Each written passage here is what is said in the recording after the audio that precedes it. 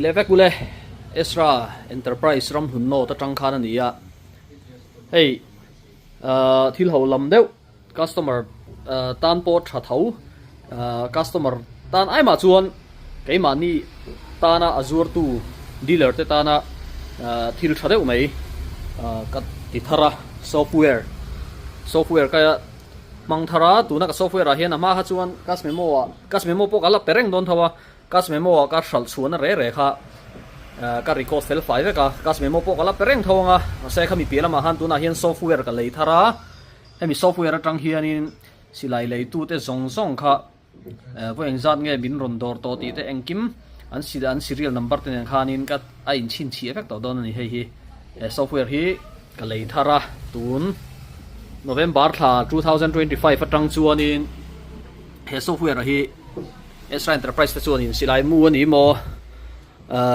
silai ani mo an ti tang hemi software hi ka mang char to don chu karon soi ve pa mai ni chu silai hi a serial number nen hian ti khanin a leitu te engkim chin chia vek thin nia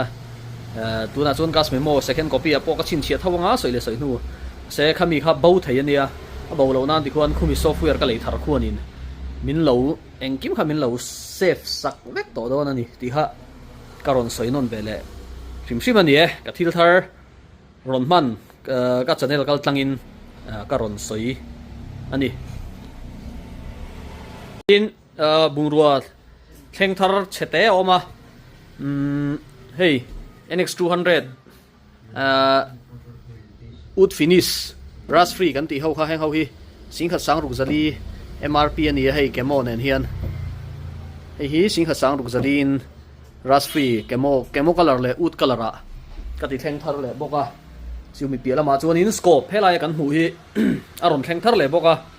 hei hi scope hi marku le hi 3x9x40 ania hei hi 30mm tube palian ani hei hi cheng sang sarin Ezra Enterprise a ka ti thleng thar boka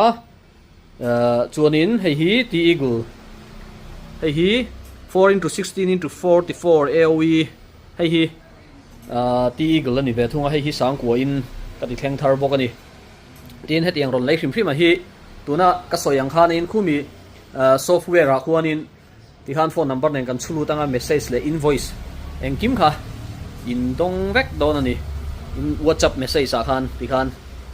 chuan kas memo du tan po khan kas memo po khala pek thei reng thawani ti kha karon soinon bele bokani e